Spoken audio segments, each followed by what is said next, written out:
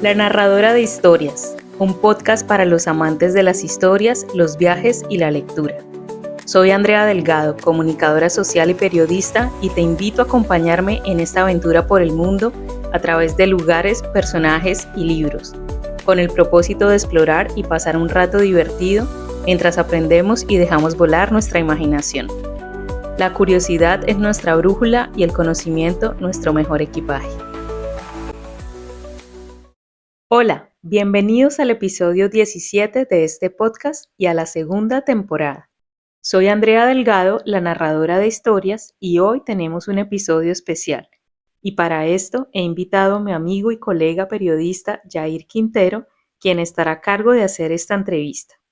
Hoy quiero compartirte un poco de mi vida, de mi experiencia migratoria y de mis proyectos, así que espero que lo disfrutes. Empecemos ahora.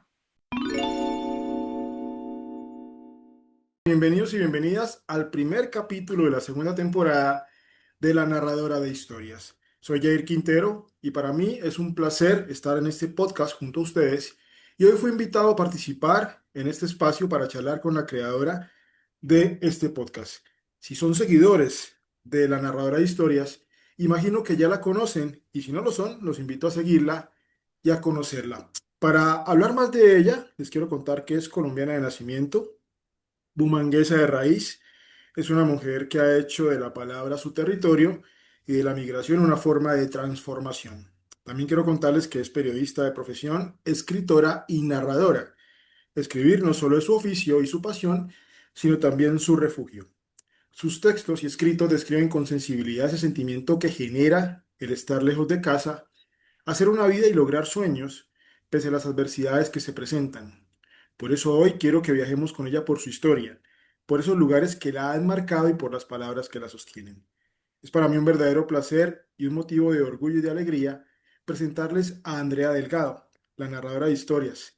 Andrea, bienvenida a tu podcast y es un gusto, como ya lo decía, para mí estar acá. La verdad me siento algo raro diciéndote, Andrea, pues la gente no sabe y les queremos contar, somos muy amigos, cercanos, a pesar de que estamos lejos, somos muy cercanos.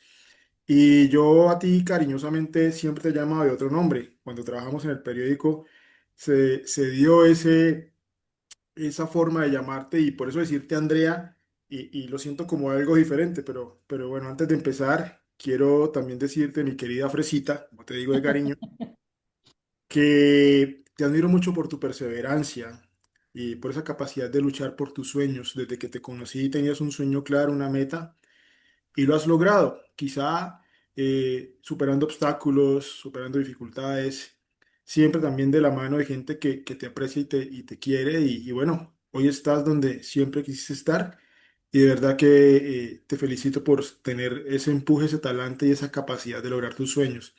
Como les comentaba, con Andrea tuve la posibilidad de trabajar hace algunos años en un medio de comunicación y allí fue donde nació nuestra amistad, que aún perdura, pese a que ella está en Holanda, yo estoy acá en Colombia, pero igual seguimos siendo amigos. Fue así como nos conocimos, ¿no, Andrea? Claro que sí. Bueno, para saludarte primero, Yair, que me suena también un poco raro, ¿Los que me dices? porque sí, mi apodo es Limoncito, éramos Limoncito y Fresita. Y bueno, a ustedes, pues muchísimas gracias por estar aquí, también a ti por haber venido, por ayudarme en esta entrevista. No pude estar en mejores manos, definitivamente. Así que estoy muy No, contenta. gracias a ti por invitarme, por darme esa oportunidad. Yo no sé cuántas veces has pasado del papel de entrevistadora a entrevistada. No sé si es muy seguido. Sé que entrevistas a mucha gente, pero no sé cuántas veces te han entrevistado a ti. Wow. Esta diría yo que es como la segunda o tercera vez en mi vida que me entrevistan a mí, así que estar de este lado es un poco raro, sí, da un poco de nervios. Ahora entiendo un poco más a los entrevistados. Perfecto. Bueno, yo me tomé el atrevimiento de titular este capítulo y si me lo permites, le puse un nombre. Tú sabes que tengo esa manía de titular cosas, ¿no? Como que me quedó eso del periódico y cualquier situación que me sucede la voy titulando. Algunas veces jocosamente, otras veces no. Pero quise titular este capítulo colocándole el nombre Escribiendo historias lejos de casa. ¿Cómo te parece? Súper lindo, apenas para lo que hago yo. Pero sí, me acordé ahora que dices eso de cuando titulábamos, nosotros trabajamos en un periódico y era muy lindo porque siempre como que nos preguntábamos qué tal es de titular, porque era como lo más importante ahí en el momento y me trae muchos recuerdos. De verdad que estoy muy contenta de que estés aquí. Muchísimas gracias. No, a ti por la invitación. Bueno, comencemos hablando ya de lo que es tu historia como la narradora de historias, valga la redundancia. Y quiero preguntarte y comenzar con este interrogante. Si tu historia de migración fuera el primer capítulo de una novela que tú escribas, ¿cómo empezaría? Bueno, yo creo que empezaría en estos días, en este momento. Estos días ha nevado, entonces sería algo así como muy descriptivo. La nieve, mirando por la ventana, escribiendo aquí en mi casa, como lo hago, reflexionando, porque soy una persona como que piensa mucho, analiza mucho las cosas, entonces como escribiendo aquí mis historias en este frío y en esta soledad también. Así que lo veo como que así empezaría un poco el relato, luego quizás me iría al día en que me fui de Bucaramanga, ese día que salí con mis maletas, lo que pensaba, la emoción que tenía cuando me despedí de mi familia, cuando me subí en el avión y dije como, o sea, es un hecho y así, o sea, me gustan las historias que van como saltando de tiempo y quizás también un poco de niña cuando soñaba con conocer el mundo, salir, Holanda, que ya vamos a hablar de eso durante la entrevista, me imagino. Claro, claro que sí. Mira que tú mencionas dos cosas muy importantes. Uno, el entorno en el que escribes. Yo considero que no hay mejor clima para escribir que el frío, ¿sí? Puede ser quizá un clima que por momentos pueda llegar a ser deprimente o muy oscuro o muy nubado o quizá gris, pero es como ese clima que te da como la inspiración. Te sientas con un buen cafecito caliente, desarrollas la idea. Si por ahí no te llega la idea a la mente, sales a la ventana, miras por ahí la lluvia o la nieve y se te da. En el caso mío, aquí no hay nieve en Bogotá, pero sí hay frío y hay lluvia, demasiada lluvia, y sobre todo por estos días. Y lo estoy haciendo así. Yo también estoy escribiendo casualmente un libro, luego hablaremos de eso si se da la chance, y me parece que es un clima propicio para la escritura. Y también mencionas, por otro lado, la calidez de tu Bucaramanga del alma, de mi Bucaramanga del alma, nuestra ciudad. Entonces, es el paralelo en un libro que arrancaría con una estación invernal y pasaría a un tema más tropical. Y luego pasaría al tema de tu niñez. Me parece que sería muy chévere porque estás contando tres etapas de tu vida totalmente diferentes que al final las enlazarías y sería una misma historia.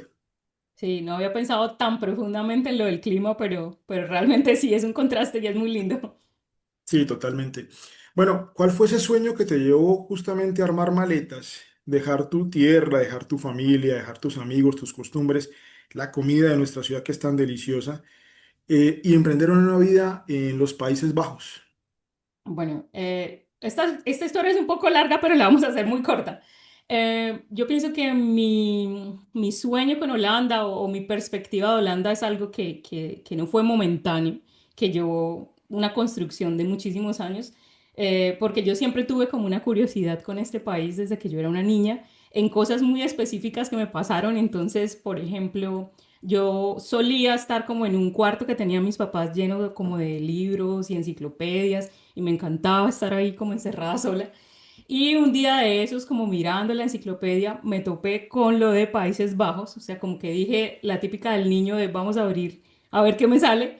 Y entonces yo abrí una hoja y me salió Países Bajos y empecé a mirar y yo dije, mira, tan chévere esto, tal. Bueno, luego en otra oportunidad también lo mismo, yo tenía un globo terráqueo como plástico y dije lo mismo, como hagamos aquí a ver dónde para. Y con el dedo señalo y me sale nuevamente Países Bajos. Entonces siento como que, aunque suena muy chistoso y es una casualidad, lógicamente, pues como que empecé como con esa cosa de este país, ¿dónde queda? ¿Esto qué es? También recuerdo mucho que había un comercial de televisión peruano que era de leche y se llamaba La Sí, Holandesa. Y sí. esas imágenes las tengo como en mi mente porque yo decía, ah, Holanda, es esto. Entonces salía ella con su vestido y así todos como felices y no sé qué. Yo dije, no, bueno, en este lugar tal vez la gente es muy feliz. Bueno, en fin, o sea, como muchas ideas. Y pienso que también a lo largo del tiempo como que yo fui desarrollando mucho esa curiosidad sobre otras culturas. Siempre he sido una persona que me encanta la multiculturalidad. Entonces ya en la universidad como que descubrí Skype y entonces empecé a tener amigos de Holanda, de muchos países. Empecé como a tratar de hablar con ellos a pesar de que yo no hablaba en inglés. Entonces digamos como que fue súper chévere. En mi computadora había como un programa de traducción que traía el computador.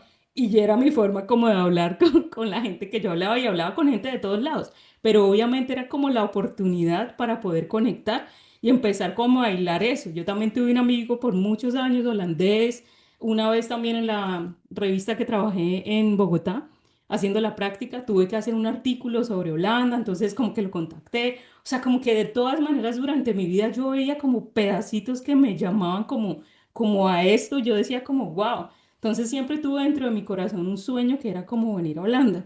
Entonces ese sueño se materializó en 2013. Yo vine sola en un viaje de mochila que hice por Europa, sola, completamente sola, y es una experiencia para mí que cambió mi vida completamente porque te muestra toda la capacidad que tienes como persona, especialmente siendo una mujer sola en otro país. La primera vez salir tan lejos de casa, yo había ido como a esos pueblos que están cerca a Cúcuta en Venezuela o incluso a Ecuador, pero nunca como tan lejos, y a cumplir mi sueño, que era conocer Holanda. Entonces para mí fue súper lindo.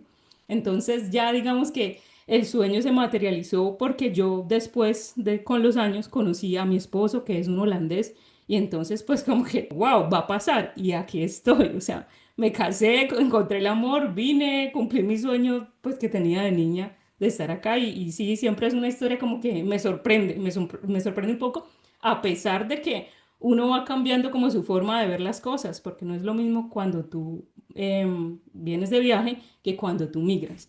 Pero bueno, eso quizás lo vamos explorando, pero esa es más o menos la razón por la que yo estoy aquí.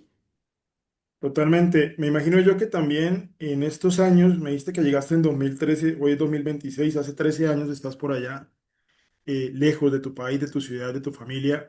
¿Qué parte de ti se quedó en Colombia y qué otra parte descubriste o nació o renació ya cuando emigraste y llegaste a Países Bajos? Yo vine en 2013 en mi viaje y ya me vine a vivir a Holanda en el 2016. En diciembre del 2016 yo vine a vivir aquí a Holanda. Bueno, yo que dejé en Colombia, yo pienso que muchas ideas, algunas formas de ser, porque obviamente cuando nosotros estamos inmersos en nuestra propia cultura, tenemos una forma de hacer las cosas y cuando tú ya vienes y entras en otra, como que empiezas a adoptar otra forma de ver la vida, incluso sin salir de Colombia, cuando en estas experiencias que te digo, cuando tú conoces a alguien, sea o no sea de otro país, cuando tú hablas con alguien, cuando tú haces muchas cosas, televisión, cine, ves cosas, ves arte, eso cambia completamente como la forma de ver las cosas. Entonces, pienso que esas son las cosas, digamos, que de pronto cambié un poco la mirada de muchas cosas, del amor, de cosas de la vida, en fin, y que se quedaron conmigo. Yo pienso que mi esencia, o sea, esas ganas como de aprender, esas ganas como de explorar, de leer, creo que eso lo sigo conservando. Yo creo que uno conserva siempre la esencia de uno, simplemente que se va como llenando de otras experiencias y de otras cosas. Y justamente cómo ha sido esa experiencia de estar lejos de tu familia, de tu gente, de tu país.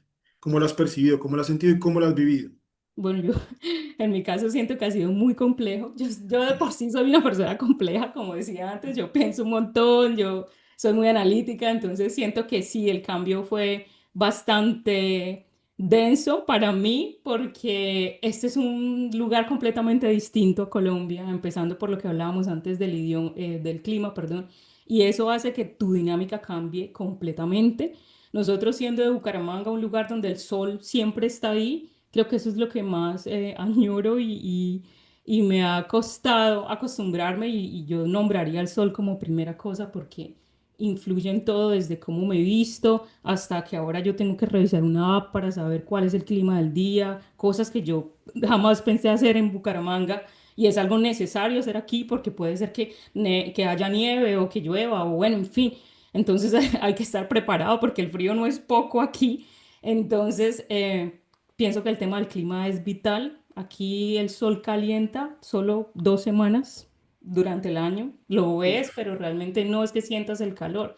Tengo un recuerdo muy vívido de Bucaramanga del calor subiendo del cemento. O sea, es decir, es algo completamente distinto. Pienso que eso pues me marcó bastante en este tema de emigrar. Y en cuanto a mi familia y mis amigos y eso, lógico, es difícil al principio. Al principio tú llegas como muy emocionado, estás como ocupado, quieres conocerlo todo, saberlo todo y estás como en ese proceso. Y yo pienso que tal vez al año o al año y medio tú ya empiezas como, oye, yo ya vivo acá, o sea, como que te empiezas a dar cuenta que no vas a ver a tu familia tan frecuentemente y empieza a hacerse una realidad la decisión, o bueno, quizás antes, porque no sé, depende de la persona.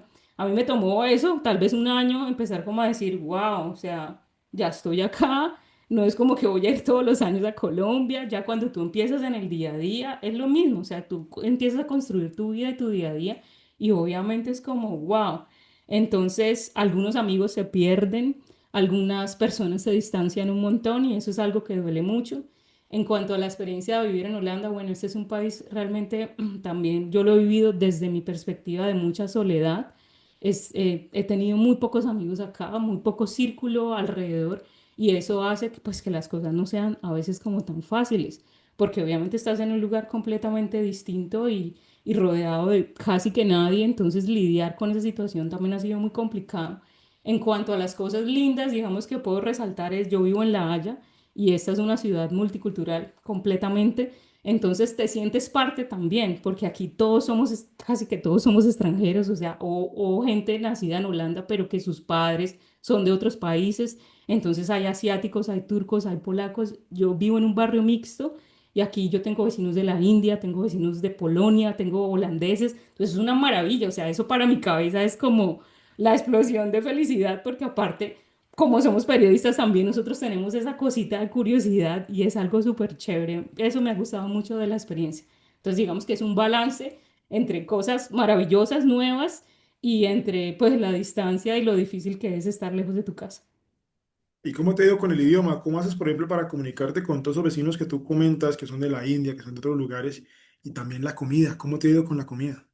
Bueno, en cuanto a la comunicación, yo diría lo que te digo, o sea, acá es muy, no es muy común que tú estés hablando con la gente o que la gente Tú te salgas a hable. la puerta y te hables con el vecino. A No. veces sí me saludan, o a veces solo me saludan para, porque aquí tú recibes los paquetes, es otra cosa que ha sido súper rara, o sea, si tú pides un paquete de algo, entonces, y el vecino no está, entonces el repartidor timbra en tu casa y te lo deja a ti, y tú ¿Ah, se lo sí? entregarás después, sí. Entonces al principio a mí me dio, o sea, me Eso parecía no una pasa acá. locura, no, ¿cómo hubiese sido?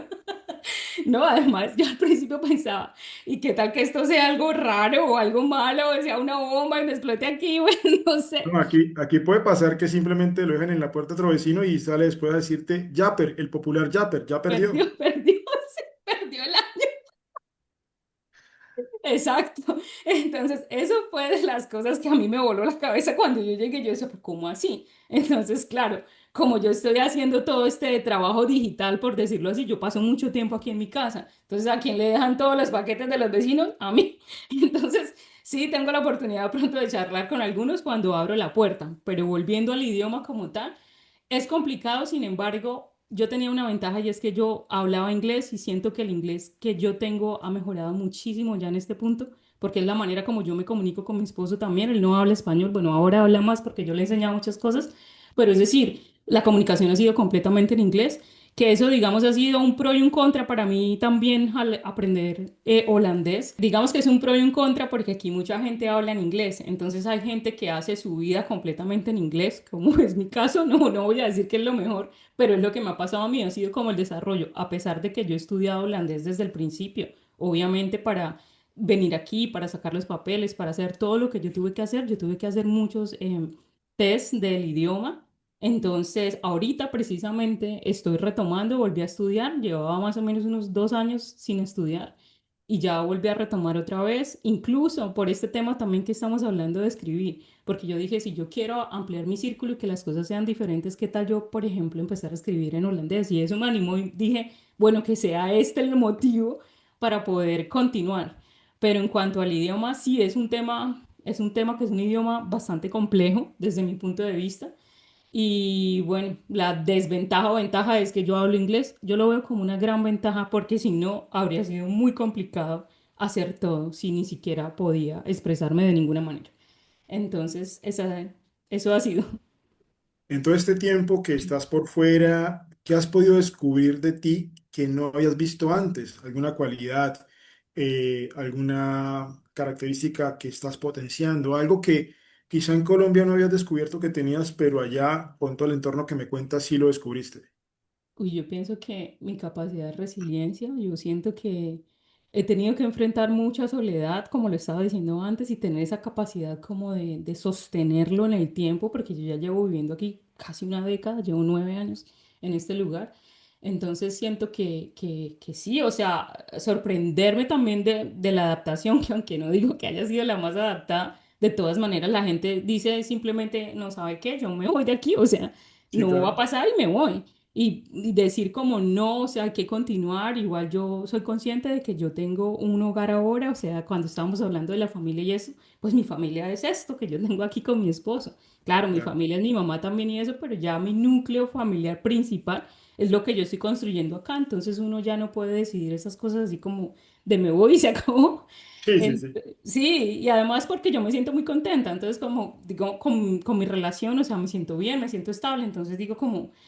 Pero en cuanto a qué descubrí de mí, yo pienso que es una capacidad como de resiliencia bastante amplia, también porque durante mi proceso yo he tenido algunos inconvenientes de salud como muy complejos también en mi vida y eso así, eso ha hecho incluso más que la migración que mi estilo de vida cambie. O sea, eso sí me ha cambiado completamente. Entonces siento que eso, descubrir que soy una persona como bastante resiliente. Qué bueno, qué bueno. Sí, eso nos pasa a todos los que estamos por fuera de nuestra ciudad, de nuestra familia. Se cuesta, digamos, yo estoy a 12 horas por tierra, por bus, y estoy a 1 hora por avión, pero igual se extraña. Y más cuando los climas son así como los que hablamos, eso pega muy duro.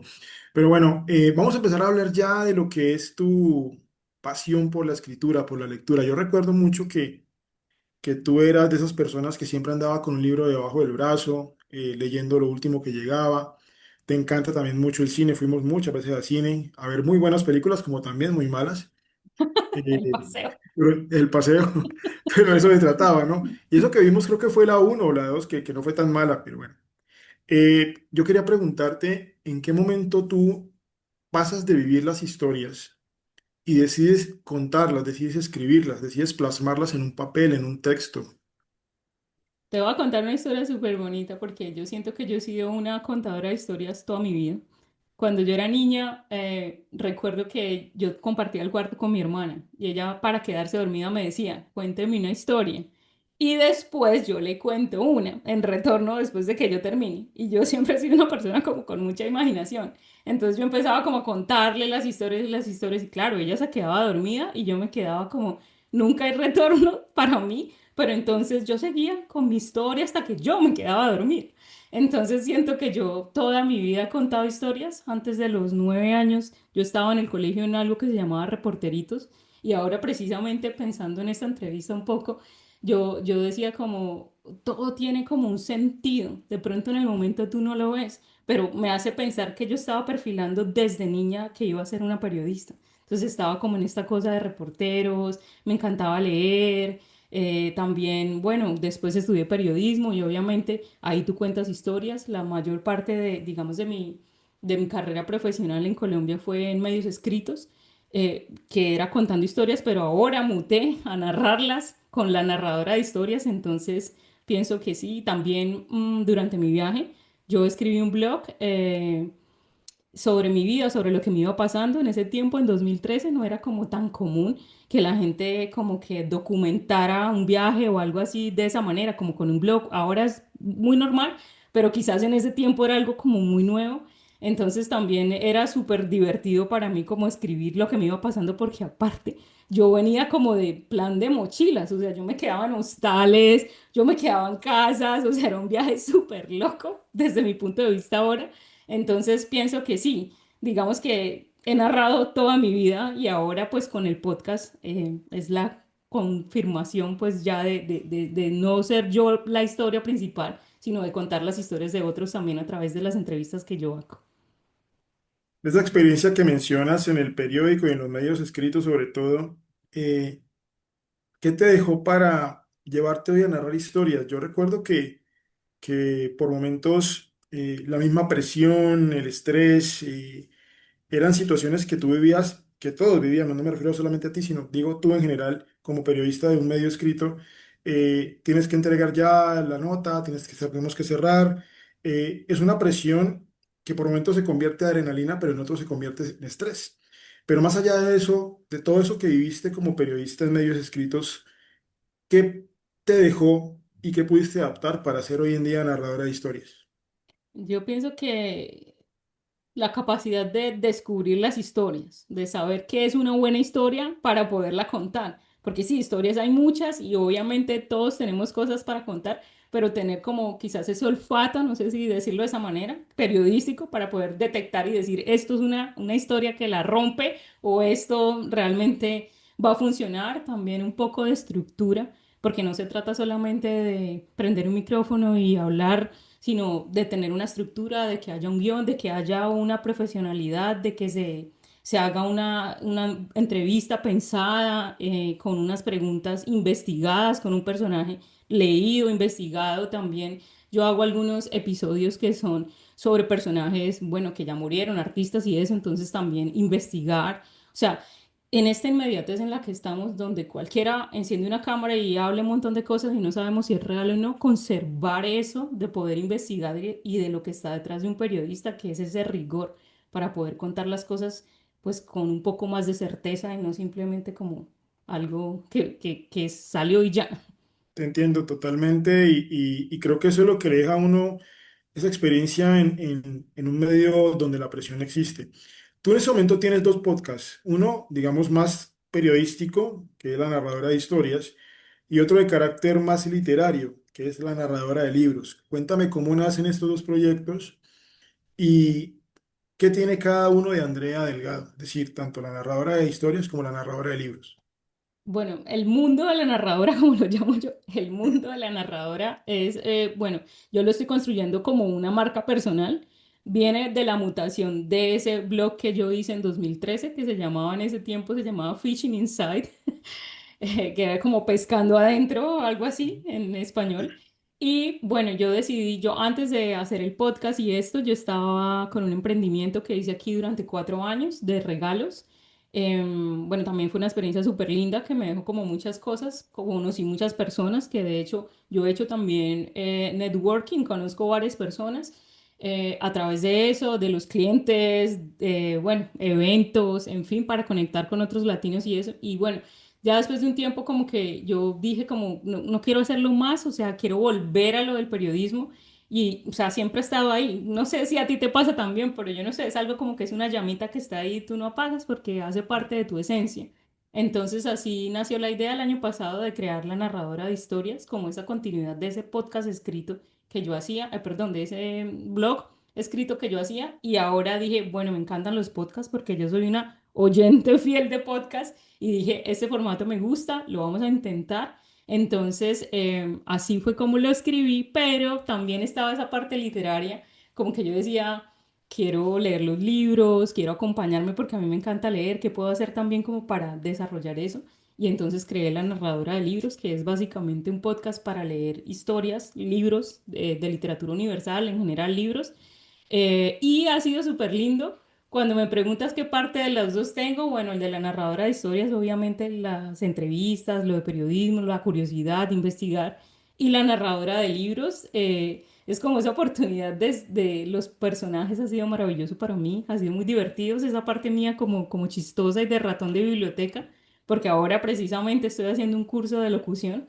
Yo había visto, obviamente, durante la carrera radio, incluso participé en un programa de radio con unos amigos en algún tiempo, pero como ver eso de los personajes fue para mí maravilloso porque es como muy divertido. Entonces yo empecé con Alicia en el País de las Maravillas y me di cuenta que de pronto hasta tengo talento, ustedes ya lo dirán. Entonces como que leyendo el libro yo empezaba a hacer las diferentes voces. Imagínate que escogí ese y era el primero, o sea, súper retador porque eran demasiados personajes. Claro. Y yo lo estaba haciendo muy natural, como que cogía, empecé a leer y salían las voces y me inventaba cosas y me reía un montón y dije, esto me encanta. Entonces ahora estoy tratando de prepararme para hacerlo quizás de una forma más profesional y quién sabe, no sé, algún día haga otras cosas más chéveres de ahí. Entonces tiene eso, este tiene esa parte mía chistosa, esa parte mía creativa, bueno, ambos tienen esa parte creativa, pero el otro sí es un poco más para investigar, para conectar con gente, para mostrar sus historias y este es para narrar. Pero entonces básicamente lo que haces es que tomas un libro y lo lees, lo narras, Ujú, le colocas exacto. el personaje eso, así. Sí, exacto. O sea, escogemos un libro en redes sociales, siempre les pregunto a las personas como qué libro quieren escuchar. Ahorita Ujú. estoy leyendo el de Benjamin Button. Ok. Entonces esto, pues es como hacer las voces también de los personajes, no simplemente narrarlos, sino tratar como de empezar a cambiar. Entonces, si es el papá, entonces más grueso. Si Sí, es sí. así, ha sido muy chistoso, muy divertido. Pero en todo el libro ¿Sí?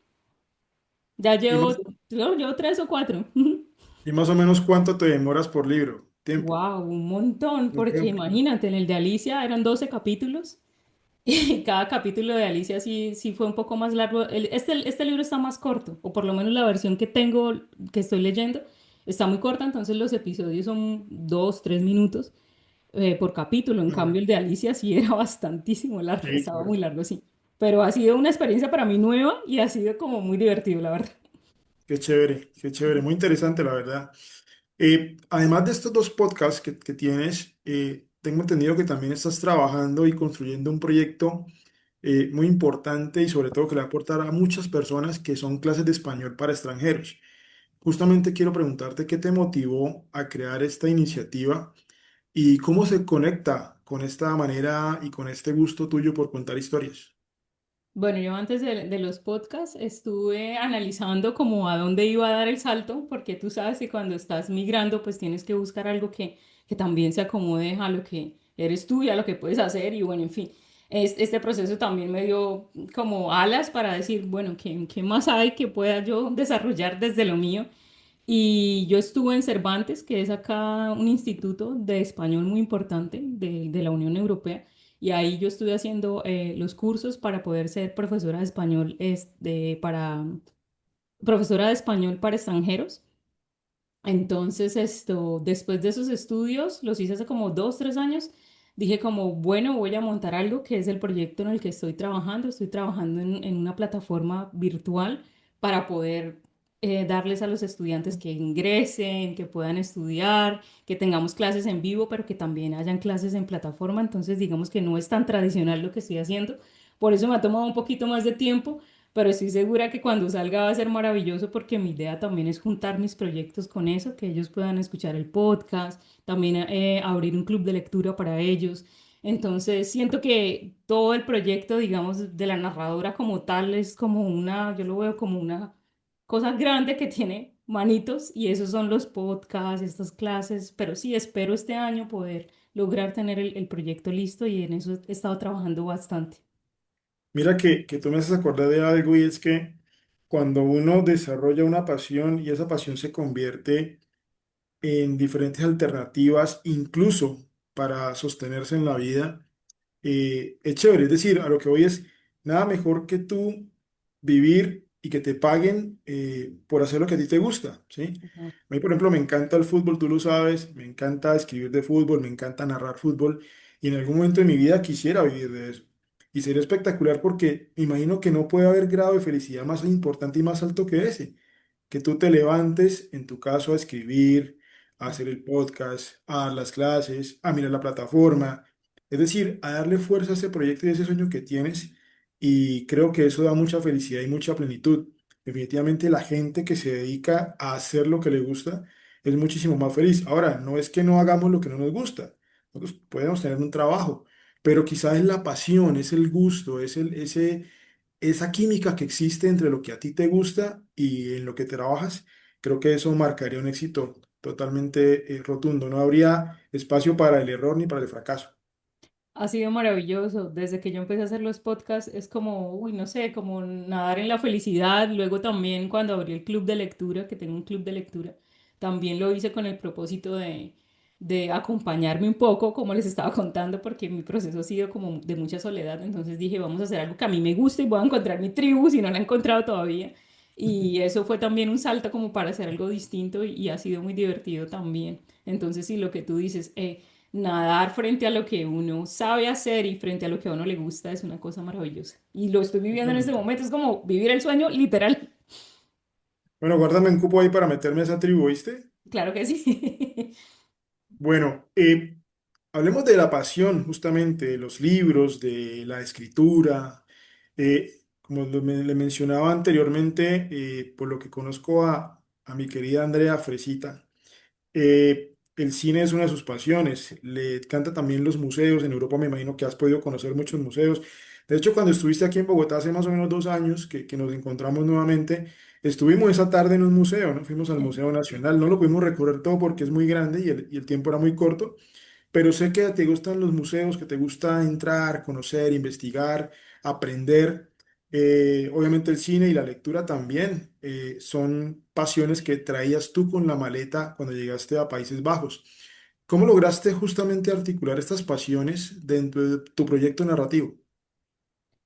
Yo pienso que todo lo que uno consume alimenta, lo que tú ves, lo que tú lees, lo que tú escuchas, absolutamente todo está como permeando no solo tus hobbies, sino pues en nuestro caso, por lo menos en el mío, que es como construir todo esto alrededor de la escritura, pienso que alimenta un montón una obra de arte. Los museos para mí son maravillosos, es una magia increíble, porque te da la capacidad de ver otras cosas, de generar otras ideas. Es que yo siento que uno puede lograr articular muchas cosas de su vida en sus propios proyectos. Por ejemplo, si yo hablo con alguien, ya es una historia más que yo escucho, ya es algo que me da otras ideas. Ayer mi hermana, por ejemplo, me compartía algo que estaba haciendo que yo hice en el colegio con el niño y era como de un álbum que viaja y tú escribes cosas que haces y los niños del colegio van rotando el álbum. Y cuando me mandó la foto recordé que yo también lo tuve en mi colegio y luego dije, esto sería una súper buena idea si el club de lectura mutara para ser presencial, como que construyéramos algo escrito que pudiera cada uno llevarse y juntar. Ojo, no me Claro. copien las ideas, Ha pero estado pensando hacerlo. no, mentiras, pero a mí me gusta mucho compartir también. No soy una persona como de estar, me gusta compartir mucho como las cosas que voy pensando. Entonces siento que no solo en mi proyecto, sino en general, soy una convencida de que todo lo que tú hagas, lo que tú escuches, la música, la gente con la que hables, todo eso va a influir un montón en nuevas ideas y pues obviamente en tus proyectos.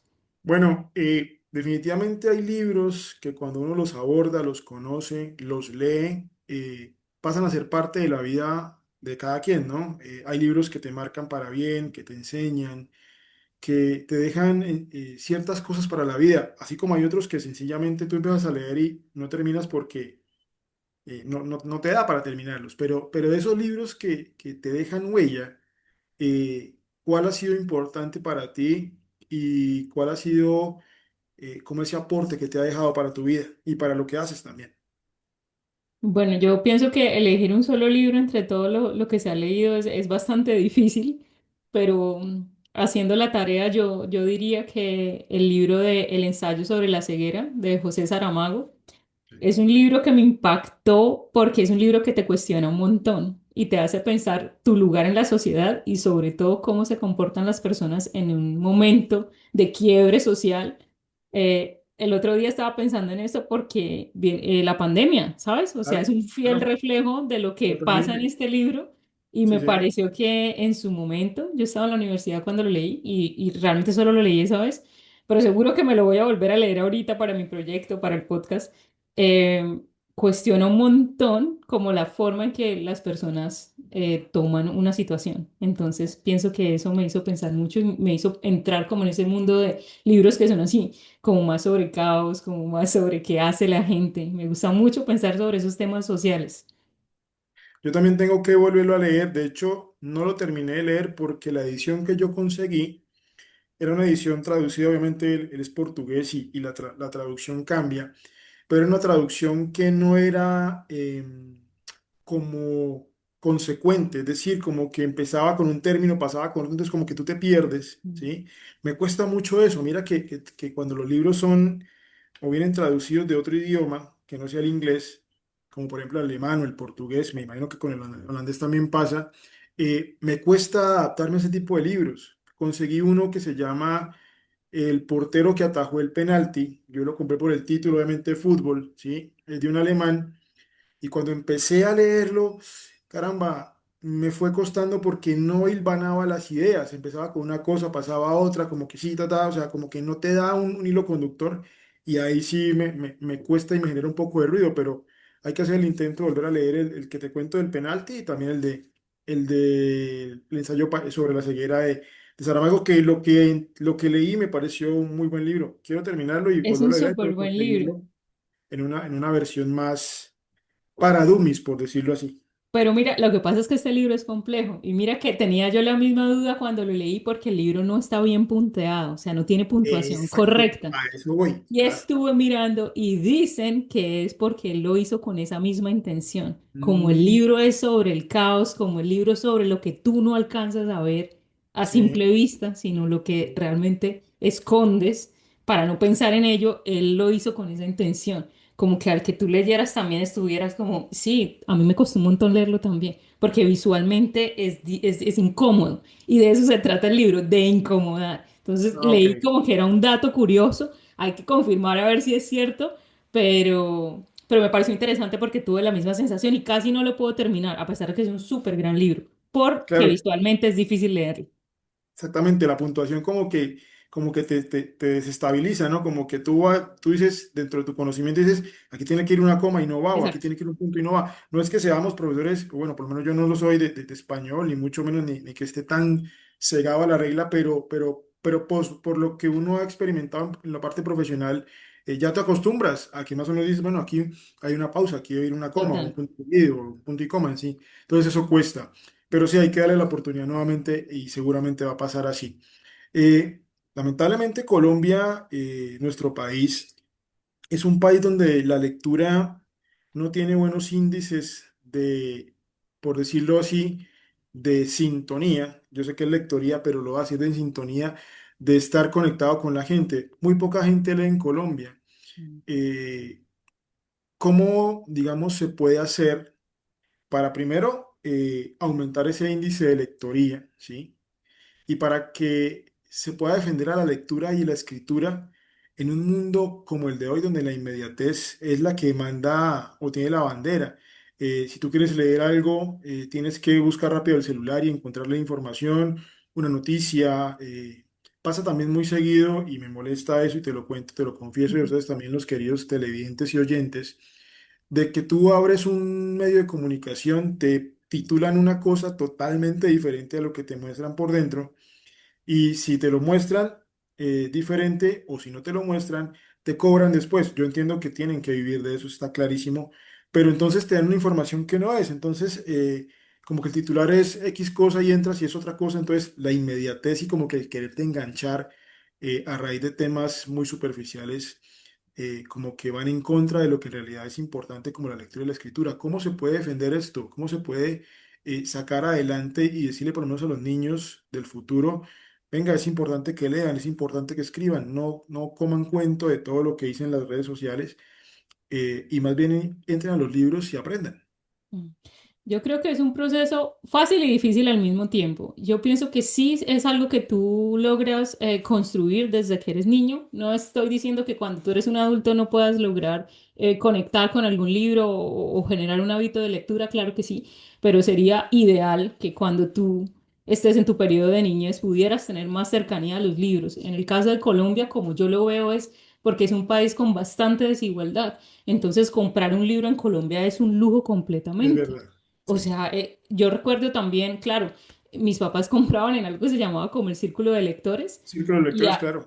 exacto, y así fue como yo tuve acceso, digamos, a libros. No voy a decirte a todos, muchas veces tampoco me podían a mí comprar los libros. Entonces, mientras ellos estaban en el supermercado allá haciendo sus compras, Andrea estaba leyendo el libro de niños, el que no me iban a comprar. Entonces, digamos que esa sensación ya de tener el libro en mis manos la experimenté mucho cuando estuvimos trabajando en el periódico, porque apenas me llegaba a mí el sueldo, era lo primero que yo hacía, como de tener esa sensación de ir a la librería y poderlo comprar. Entonces, siento que sí es un punto, digamos, ahí que va más amarrado tal vez a cómo se estructura nuestro país como tal con sus diferencias económicas, ¿sí? Sin Sí, embargo, hay muchas bibliotecas, hay muchos programas y hay muchas cosas también y en este punto de la vida, como tú lo dices, el Internet, aunque sirva para lo malo, también sirve para muchas cosas y ahora hay mucho acceso, digamos, digital de bibliotecas, gratuito, tal vez la gente no lo sabe, pero si ustedes se meten a bibliotecas de Colombia, de México, en fin, hay muchas como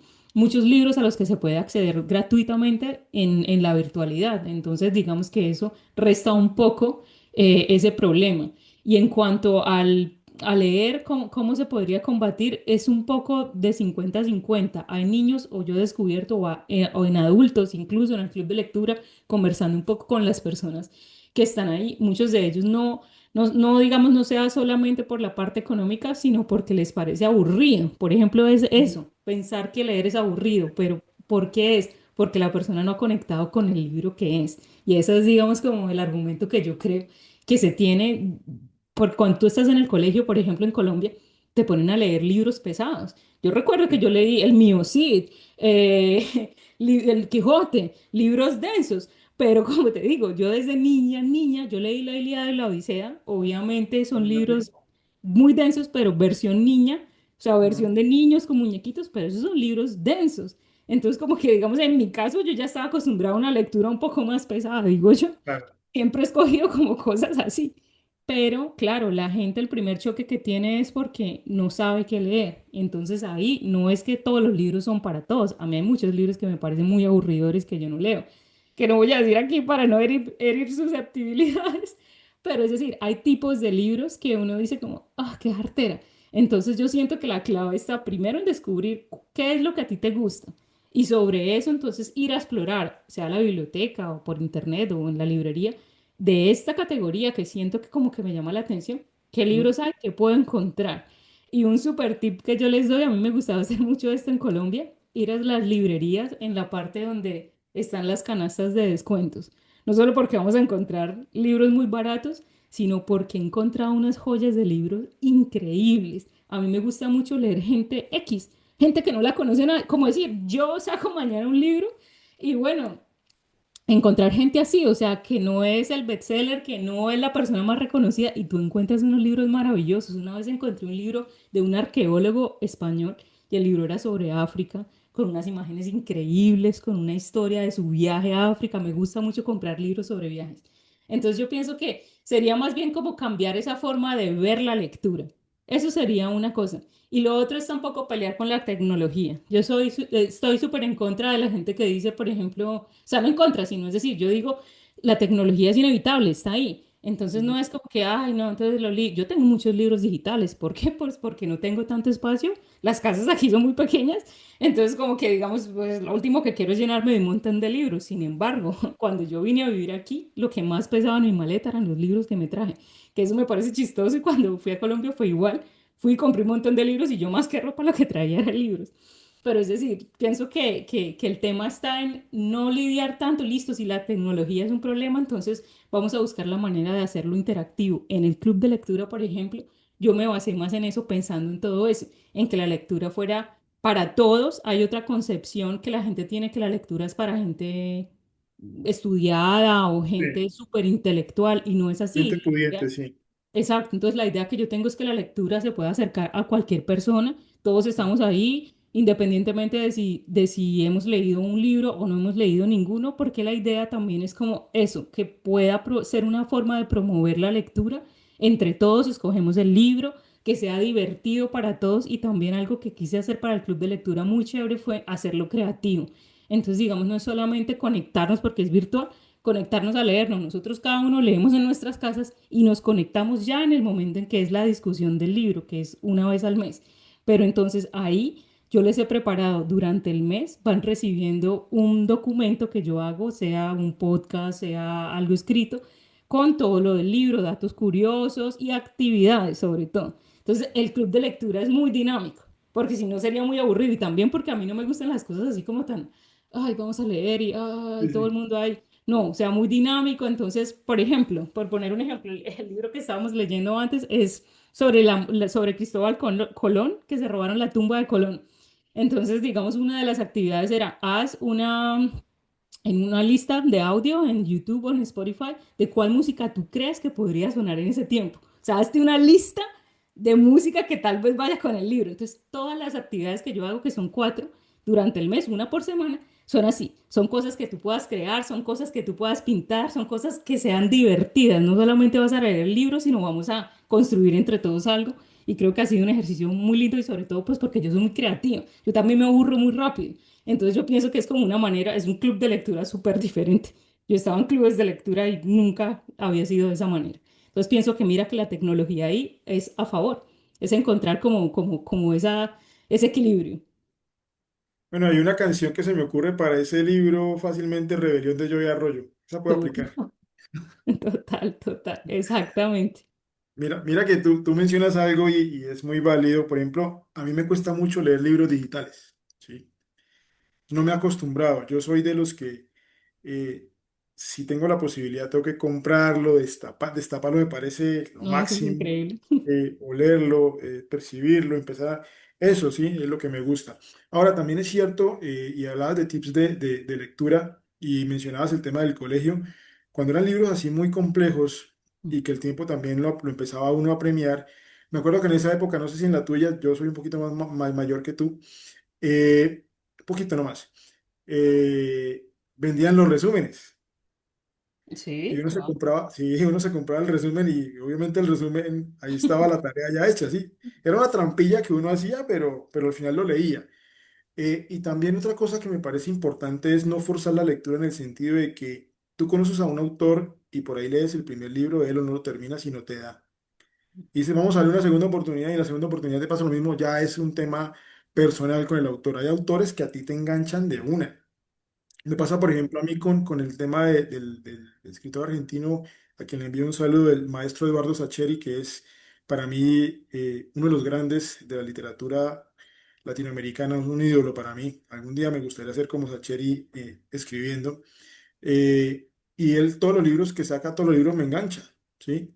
Pero hay otros escritores que he dado la oportunidad y definitivamente no. Me termino los libros porque me da cosa no terminármelos, pero me los termino forzado, o sea, remando, empujando y cuesta. Entonces también, digamos, si tú ves que como lector no te va con ese autor, pues no lo lees, ¿sí? Y con el que te va, le compras hasta todo lo que saque. Otro autor también que me gusta mucho es un colombiano, Jorge Franco.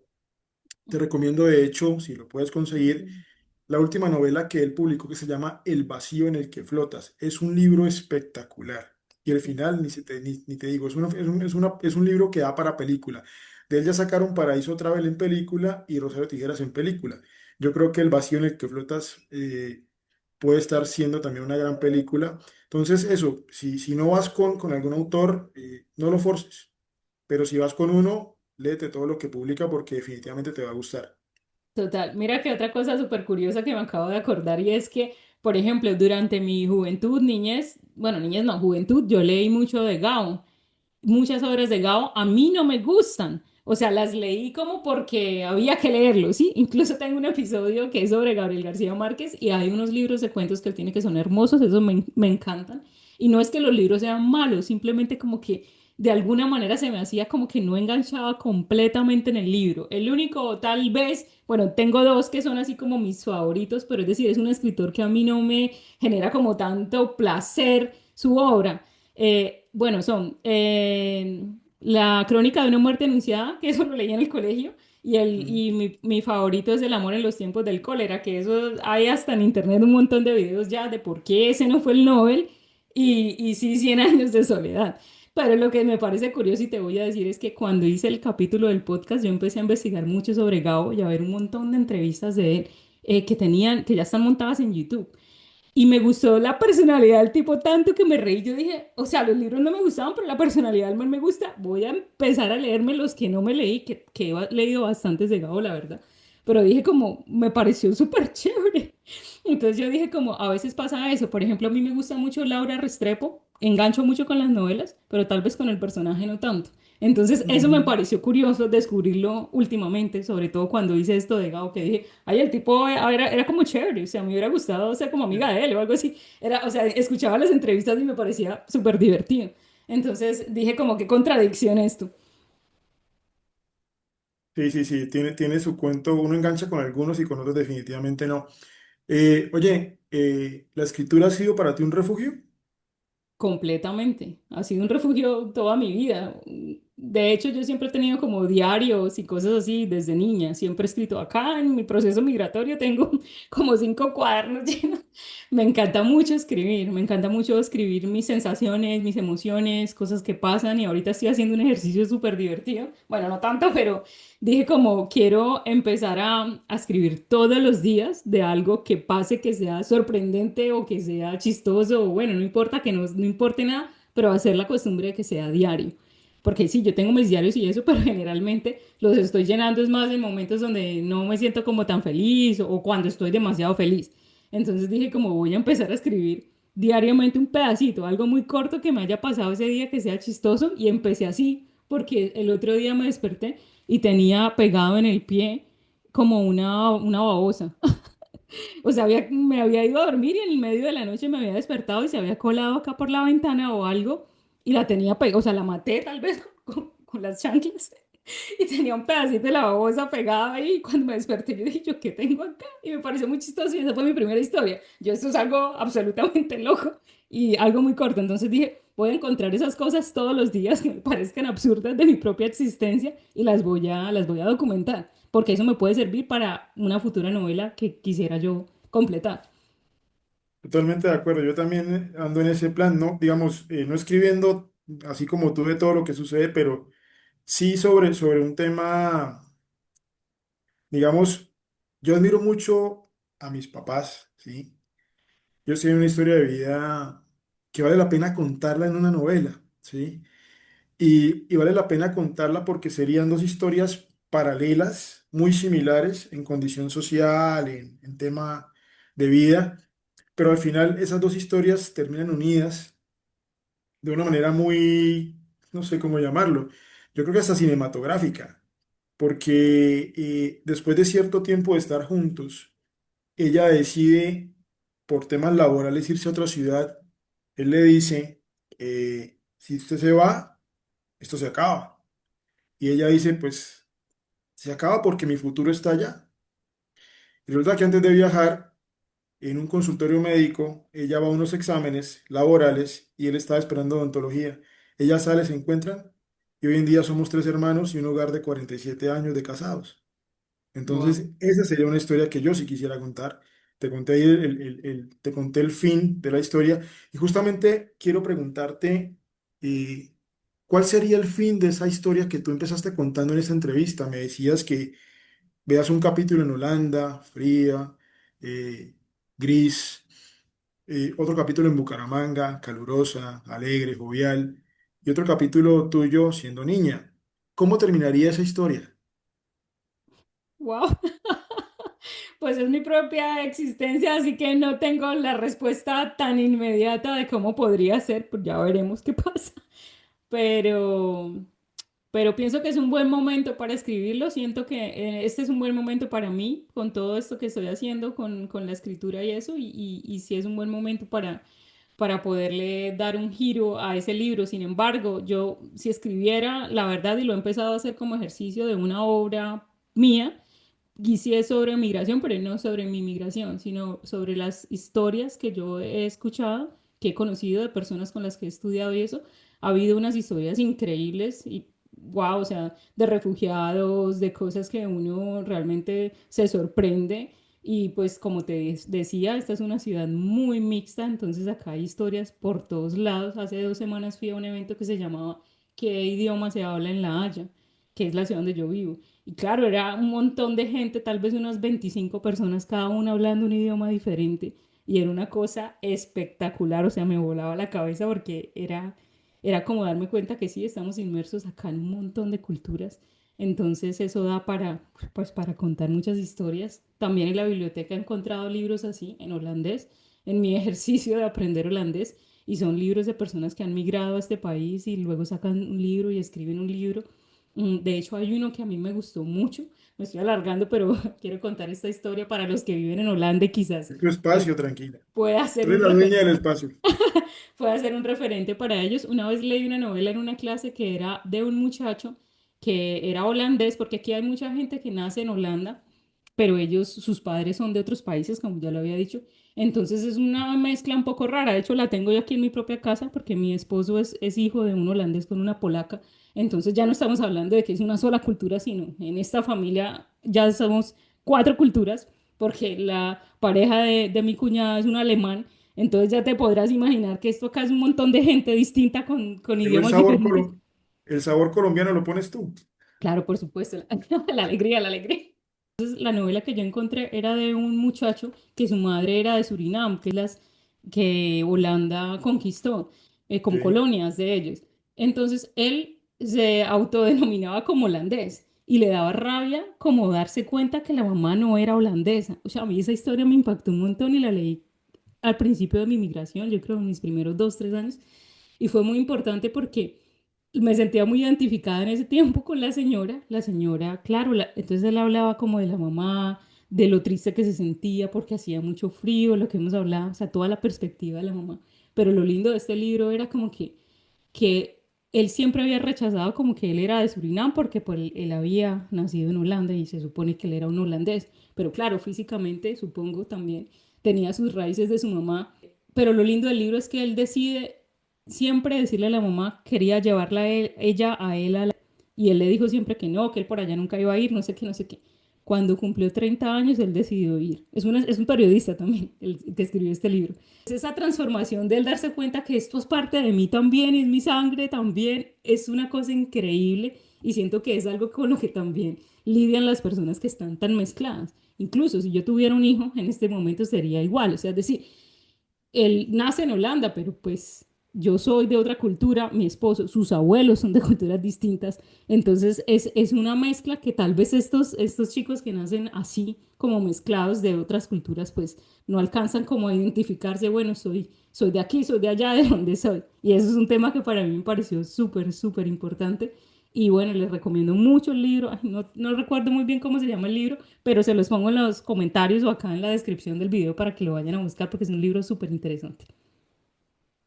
¿Qué quieres dejarle a la gente que te vea, te escuche, que se conecte contigo? ¿Qué es lo que le quieres dejar? Cuando ellos digan, yo vi a la narradora de historias, yo escuché a la narradora de libros, ¿qué es lo que le quieres dejar? Bueno, yo quiero dejarles un mensaje muy importante y es que cada uno de nosotros tiene una historia que contar. O sea, convénzase que usted es el protagonista de esa vida que tiene. Entonces, pues luche, haga de cuenta que usted es parte de un libro y construya esa vida que tiene. Luche por sus sueños. Sé que es algo muy cliché decir, luche por sus sueños, pero sí es verdad. O sea, vaya dentro de usted mismo y mire qué es lo que más le apasiona y vaya por ello, a pesar de lo que sea, esté aquí o esté allá. Y para las personas migrantes, porque muchas de las personas que ven mi podcast pues viven en Holanda o en otros países, les quiero decir también que la historia migratoria de cada uno es muy individual. Entonces no se comparen, o sea, es un tema complejo, pero también es un tema que se puede llevar aceptando que uno también tiene un recorrido y ha vivido sus cosas. Entonces, creo que es un tema importante de hablar porque en la migración hay mucha comparación, en la migración siempre hay como esos roces con las personas casi siempre de la misma cultura, etcétera, o sea, como que siempre hay un comentario, siempre hay algo, y la migración es un tema también como de ir pasando por fases y como yo te lo decía, la migración no es la misma para todos, tal vez esta historia que estoy diciendo yo aquí no la está viviendo otra persona que vino por la guerra o Mm. alguien que simplemente se cansó y se fue y ya, o sea, es decir, todos tenemos cosas distintas y son completamente válidas y ese sí es mi mensaje para los migrantes que están viendo esto, que no se sientan menos o que sientan que su historia no vale o que no han construido, porque al final, si ustedes miran para atrás, hay demasiado camino y hay demasiada valentía en lo que se hace. Ese sería mi mensaje. Bueno, pues gracias, Fresita, por darme esta oportunidad de entrevistarte, por poder conocer mucho más de lo que ya conozco de ti. Felicitarte nuevamente por estas grandes ideas que tienes, por tus sueños, por todo lo que has hecho. Sé y estoy totalmente seguro que vas a lograr todo lo que te propones porque tú, cuando te metes una idea en la cabeza, la sacas adelante y ya lo has demostrado. De verdad que para mí es un verdadero placer, un motivo de alegría y orgullo haber estado en este espacio contigo, haber charlado contigo. Espero que charlemos más seguido. Y también decirte que valoro mucho nuestra amistad, que te quiero mucho también y que te deseo lo mejor. Muchísimas gracias. Yo también te quiero un montón. Y Y sí, estoy muy contenta de que me hayas acompañado y aquí bienvenido. Cuando saques tu novela o tus novelas, acá siempre tendrás un espacio para que hablemos de eso y de lo que quieras, obviamente. Claro que sí, muchas gracias. Gracias de verdad y mis mejores éxitos para ti. Gracias a ustedes, muchísimas gracias por estar aquí. Bueno, esta es mi historia. Déjenme sus comentarios, qué opinan. ¿Son migrantes? ¿Les gusta leer? ¿Les gustó el episodio? Escríbanme. Yo creo que tú tienes que despedir este podcast porque es tuyo. Básicamente hoy lo que quisimos fue viajar no solo por un territorio geográfico, sino por tu territorio íntimo, que se transforma cuando una mujer como tú cruza fronteras y sigue escribiendo. Mi agradecimiento para ti, que sigas narrando muchas historias y que te conectes con tu audiencia lectora y viajera, para que también los invites a seguir siendo parte de tu podcast. Claro que sí, a ustedes los que me siguen, muchísimas gracias por estar aquí, por escuchar mis historias, por ser parte de esto y a los que no, bienvenidos, acá los espero. Síganme. Nos vemos pronto. Chao. Chao, chao. Gracias por acompañarnos en esta charla. Fue un gusto compartir contigo una parte de mi historia de vida. Antes de despedirme, quiero contarte que he abierto una cuenta en la plataforma Ko-fi, en la que puedes apoyar mi proyecto de manera directa a través de una donación. Este podcast se hace con tiempo, investigación y muchas horas de trabajo para que puedas disfrutar del contenido. Si este espacio te ha acompañado en algún momento, si te has divertido o has aprendido algo y te gustaría apoyar mi trabajo, puedes hacerlo a través del link que encontrarás en este episodio. Con tu aporte ayudas a que este espacio siga existiendo, creciendo y llegando a más personas. Y si no es posible para ti en este momento, no te preocupes. También puedes compartir los episodios, darles like o dejar un comentario. Esto también es una gran forma de apoyar este proyecto. Si te gustó este episodio y quieres seguir descubriendo más historias de vida, de lugares increíbles, libros y relatos, sigue mi podcast de La Narradora de Historias y La Narradora de Libros en YouTube y Spotify. Nos vemos en nuestra próxima aventura.